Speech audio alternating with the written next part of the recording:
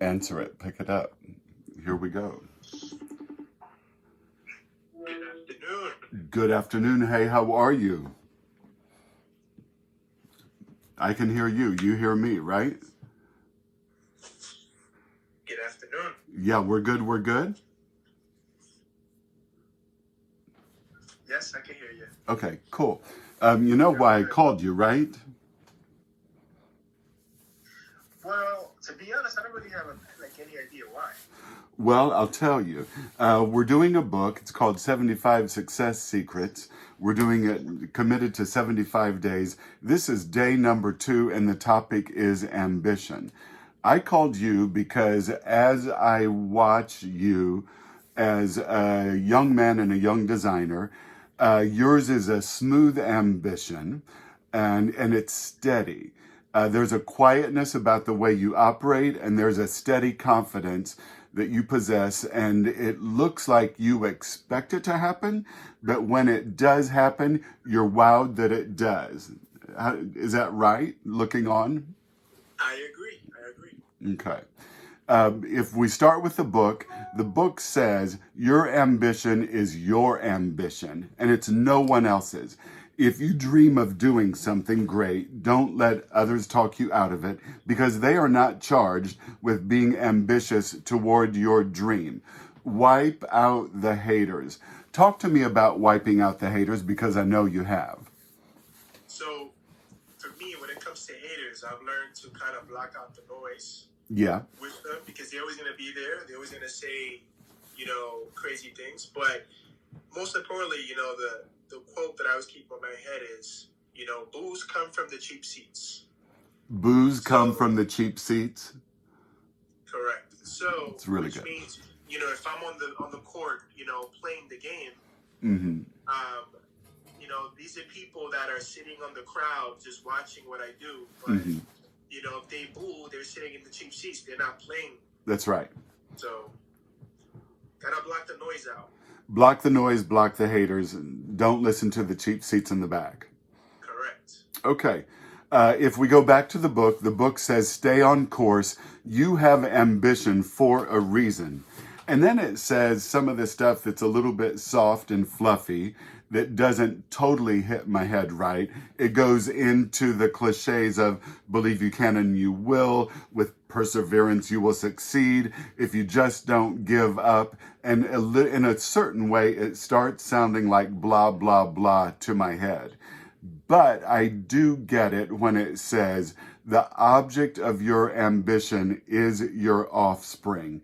And it reminds me of a time several years ago. In New York, I have 2 best friends. One best friend I went to Harlem with. We went to Sylvia's for fried chicken and the Sylvia experience. And Sylvia was there that night. And my friend is kind of stand out in the crowd, so Sylvia came over to our table to find out from us who she was. And my friend shared, I'm launching a business, and what advice would you give someone in the beginning stages of their business? Because I think Sylvia had been at it for 50 years, and she's served food to every president and every celebrity that's come through New York City. And Sylvia said to her, your business is your baby. You have to hold it. You have to feed it. You have to nurture it. You have to coddle it. You have to challenge it. Your business as your baby gets all of your attention in its developmental stage. Talk to me about launching your business. So for me, by launching my business, I've learned that, yes, definitely, it's definitely your baby.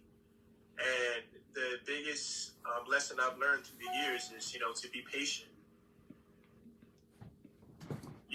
When it comes to, building your business, because for the most part, you're going to make a lot of mistakes. Yeah. And it's not easy in the beginning. So it's about, learning from your mistakes and being patient. And most importantly, changing your mindset. Changing the word failure and turning it into research and development, because you're always researching on how to do things better. Yeah. As I'm listening to you also, as we're launching businesses, we should plan a living curve into our business plan is kind of what you're sharing with us today. Correct. It's a way of life. You have to have the mindset to know that things are, crazy things will always happen. Yeah. So you have to always be prepared. So when, something does happen, you're like, oh, this happened to me before. I know how to overcome it. It's easy. So So, then you're touching on after you pursue your mission and your purpose for a little bit of time, you start developing experiences, and the mistakes and the failures and the research and development kind of like smooths out and like shuts down a little bit. correct. Okay. I love words.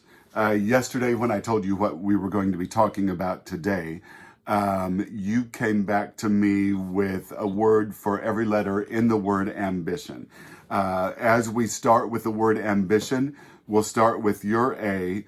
You gave to me for the first letter A of the word ambition, aspiring. Aspiring is intent. It's setting one's sights on. Inspiring is hopeful, determined, enthusiastic, zealous, and committed. Anything else that you would say about inspiring? I personally would say, I feel like you said everything, but just to make it more like on simpler terms for me, it's like it's a commitment. You need to Yeah. wake up in the morning and commit to go after your goals and your dreams and to accomplish things. So it's important to be self-motivated and be committed and work hard to inspire people. Yeah, and that sense of responsibility keeps you in the game, is what you're Correct. saying. Correct. With ambition, the letter M, you gave me mission. As I looked at the word mission, the word assignment immediately emerged. Journey, and then purpose. The word assignment, as it goes to a mission, this is my mission. This is my assignment in life. This is what I am supposed to do. This is my purpose, I think is really important to sticking with it. Tell us anything there. When it comes to mission, I feel like ambition doesn't work without having a mission, because you just can't have ambition out of nowhere. Something has to drive you in order for you to get that push, that fire. Yeah. So for me, once I started my business and I was like, I don't see any bags that, are sustainable, Yeah. but have a luxury touch to it. Yeah. I can't find it anywhere. Or I'll spend hours on Fifth Avenue, like, hey, I'm looking for a green duffel bag. Yeah. And I go to every store and I can't find it. I'm like, Did you try online? But even like a nice green, like a nice, Yeah. like cobalt, like light green or electric green. Yeah. I can't find it. So after a Yeah. while, I was like, you know what? I want to create my own. Your brand is Hem and Cuff. Am I saying that? Correct. Okay. Interesting about that, you've done really amazing work with colors. It's all non-leather, super attractive, super luxury. So I applaud you for that. You were brave to do that in a certain way, even though that was somewhat of an emerging market. It was still unknown. The letter B shows up in the word ambition. The word you gave me is brave. As I look at brave, it means that we withstand, we sustain, we go through. Brave is the tough time that you need to use your mission statement and stand up and be who you say you are. With any brand that I've been with, everyone posts a mission statement on their wall. This is who we are. This is what we do. This is who we state ourselves to the world.